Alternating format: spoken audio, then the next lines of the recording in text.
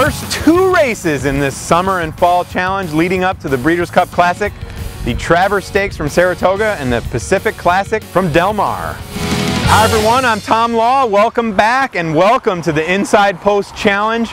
For this summer and fall, we're going to go all the way through the Breeders' Cup Classic. Two races in this week's contest. Chance to win cash prizes for first, second, and third in the challenge. A little bit of news this week in the Inside Post Challenge. Santa Anita put out their stake schedule, so we said, you know what? We didn't have Santa Anita on our original list, so we added them. We got the Goodwood Stakes the first weekend in October, same day as the Jockey Club Gold Cup. Two key races, prep races for the Breeders' Cup Classic, are both now in the challenge, so that's one of the weekends where we actually have two races. Speaking of having two races, we're going to start the very first weekend in the challenge with two races. We're going to go to Saratoga on Saturday for the Travers, 3-year-olds going a mile and a quarter. We're going to go to Del Mar on the West Coast for the Pacific Classic. Older horses going a mile and a quarter on the Polytrack synthetic surface out there at Del Mar. The Travers Stakes actually drew entries on Wednesday morning in the paddock up in Saratoga. Hopefully they're going to avoid a little bit of rain that might be coming with a hurricane coming up the East Coast there at Saratoga. They got a big star-studded day of racing. They got the Ballerina, the King's Bishop, which features Uncle Mo, and like I said, the Travers. They drew a field of 10 in the Travers, including Classic winners Ruler on Ice and Shackelford. But those two horses aren't the favorites in here. Morning Line Maker up there makes Stay Thirsty, who won the Jim Dandy, the 5-2 favorite in here. I say he's a strong bet against at 5-2.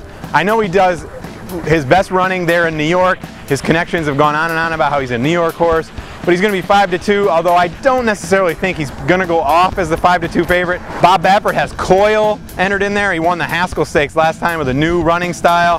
He's going to be 3-1. He'll probably be the favorite off that Haskell win. Was very impressive. In that race, he beat Shackelford. Shackelford is, of course, the Preakness winner. Doesn't need really much introduction to hopefully Inside Post viewers. But I'll tell you, Shackelford is the kind of horse, he's probably going to improve off that race. He hadn't run in 6 weeks prior to the Haskell. Got a good race, ran very determinedly down the stretch like he always does. He's got the tactical speed, the cruising speed that should do fairly well. Although Saratoga hasn't been too kind this year to maybe front runners. A lot of the trainers up there have been saying the track is deep. When I was up there earlier this month, some of the races, you know, the horses were coming from off the pace, not seeing a lot of fast times in the route races or even the sprint races up there at Saratoga. But I'm thinking Shackelford doesn't necessarily have to be on the lead, can be right off the lead. I think Shackelford's the play in the Travers. In the Pacific Classic, actually a little bit of news came out of the Pacific Classic today with the defection of Blind Luck. Trainer Jerry Hollendorfer, recently inducted into the Hall of Fame, in a very emotional speech that I was actually there for in Saratoga. It was a great pleasure to be there for that. But Hollendorfer says he's going to err on the side of patience. He's going to be a little bit more patient with Blind Luck. She's a 4-year-old filly, going to not go against the older males in the Pacific Classic. He's going to skip that race, going to wait for the Ladies' Secret, which is also in the first weekend of October at Santa Anita. It's on that Santa Anita stake schedule. He's going to wait and run in there, and then run in the Breeders' Cup Ladies Classic November 4th at Churchill Downs, which coincidentally is one of the races in the Inside Post Challenge. We added the Breeders' Cup Ladies Classic this year. That's a nice new addition this year.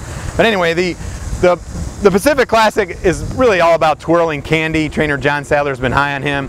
He's really been one of the best older horses out there in California. He is going to have to beat the likes of Game On Dude, maybe Stately Victor shipping in from Kentucky. Trainer Mike Maker said he's going to bring him out there.